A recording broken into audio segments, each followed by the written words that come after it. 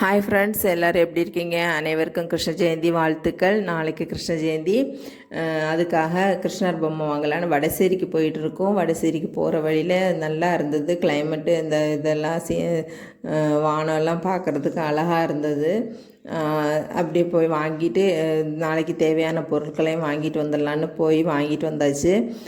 நாங்கள் வந்து ஏற்கனவே வீடெல்லாம் கழுவி விட்டுட்டு தான் பொம்மை வாங்குறதுக்காக போனோம். இனி வந்து பூஜை பாத்திரம் தேய்க்கணும், அப்புறம் கிச்சனும் கழுவி விடணும். பூஜை பாத்திரம் வந்து பாத்திரம் பாலிஷ் பண்ணுற லிக்விட் இருக்கும்ல, பாத்திர கடையில எல்லாம் கிடைக்கும். அந்த லிக்விடை வச்சு தான் க்ளீன் பண்ணுவேன். அதால் லேசாக தேய்ச்சி விட்டுட்டு அப்புறம் காட்டன் கிளாத்தெல்லாம் நல்லா ரப் பண்ணோன்னா அந்த அழுக்கு எல்லாமே வந்துடும். அந்த பாலிஷ் வந்து நல்லா இருக்கும். அதுக்கப்புறமா விபூதி போட்டு நல்லா தேய்ச்சிட்டோன்னா நல்லா பளபளன்னு ஆயிரும். ஈஸியாக பாத்திரம் தேய்ச்சிடலாம்.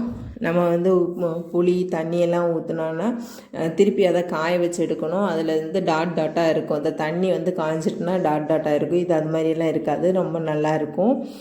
ஈஸியாகவும் க்ளீன் பண்ணிடலாம். 10 நிமிஷம் தான் ஆகும். நல்லா நீட்டாக தொடச்சி வச்சாச்சு. இப்போ இதை முடிச்சுட்டு அப்புறமா கிச்சனை வந்து க்ளீன் பண்ணணும். விளக்கெல்லாம் தேய்ச்சி வச்சுட்டேன். இந்த கிச்சனில் வந்து நான் எல்லாமே ஒதுக்கி போட்டுட்டு மேடையெல்லாம் நல்லா நீட்டாக க்ளீன் பண்ணியாச்சு. இனி கீழே வந்து கழுவி தான் விடணும். அது கழுவி விட்டுட்டோன்னா இந்த நாள் வேலையெல்லாம் முடிஞ்சிடும். நாளைக்கு வந்து கிருஷ்ண ஜெயந்திக்கான இந்த பலகாரம் செய்கிற வேலையெல்லாம் ஆரம்பிச்சிடலாம். எல்லாம் கழுவி விட்டாச்சு. கழுவி விட்டுட்டு எல்லாமே எடுத்து வச்சாச்சு. ஃப்ரூட்ஸ் எல்லாம் வாங்கினதை எடுத்து வைக்கணும். இனி அப்புறமா இந்த மேட்டெல்லாம் போடலை. நான் ஏற்கனவே காயட்டும். காஞ்சதுக்கப்புறம் இந்த மேட்டை மட்டும் எடுத்து அதில் போட்டு விடணும். இந்த மேட் எடுத்து இங்கே வச்சுருக்கேன். அதையும் எடுத்து விரிச்சிட்டோன்னா அந்த வேலை முடிஞ்சுது.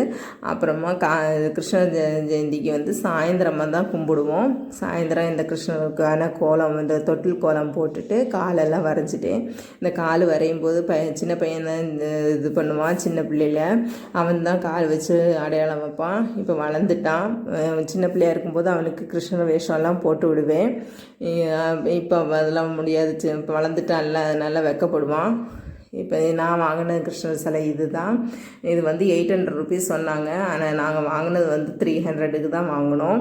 பார்கெயின் பண்ணி வாங்கினா தான் கிடைக்கும். இல்லாட்டி அவங்க வந்து சொல்கிற விலையை கொடுத்து வாங்கினா நமக்கு நிறைய கொடுத்து வாங்குற மாதிரி இருக்கும்.